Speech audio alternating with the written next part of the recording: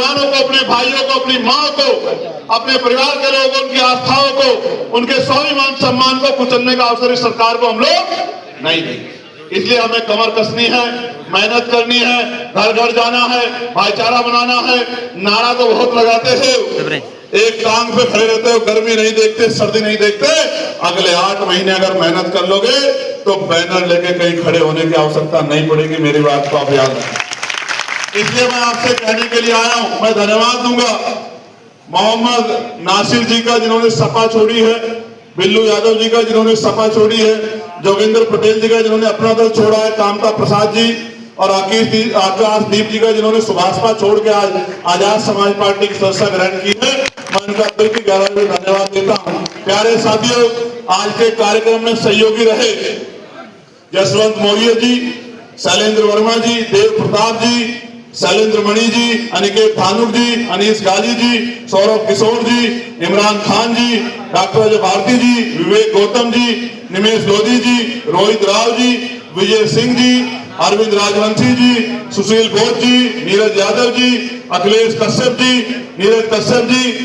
इसी कोने में जिस तरह का अन्याय दलितों, पिछड़ों, मुसलमानों के साथ हो रहा है, जबरन मस्जिदों को तोड़ा जा रहा है, खानकाहों को तोड़ा जा रहा है। फतेहपुर में वो जो एक किला टाइप था, वो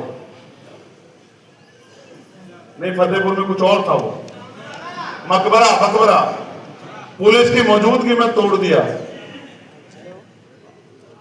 बख्शी तालाब में आप जानो, चुप है सरकार, मुंह से एक शब्द नहीं निकल रहा है।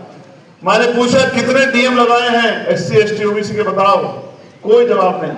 मैंने पूछा कितने कमिश्नर लगाए हैं, कोई जवाब नहीं। मैंने पूछा कितने DIG IG लगाए हैं, कोई जवाब नहीं। मैंने पूछा कितने SSP SP लगाए हैं, कोई जवाब नहीं।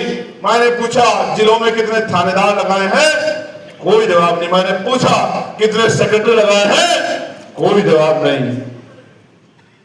अगर दूंगा बहुजन समाज के हक अधिकारों की राजनीति करूंगा, इस बात को आप याद रखें। और सत्ता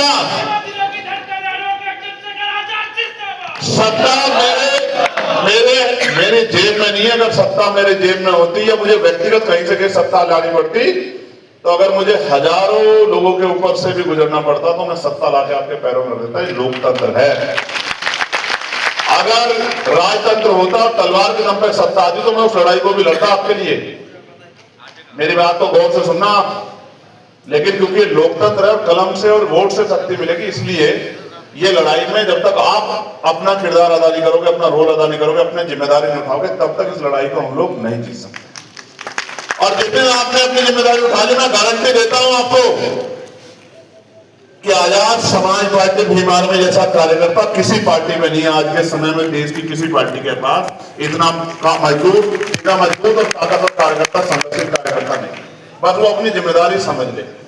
जैसे वो मेरी एक आवाज पे पता नहीं कहां से आता है, जन समाज में जन्मे सभी संतों, गुरुओं और महान पुरुषों को नमन करता हूं।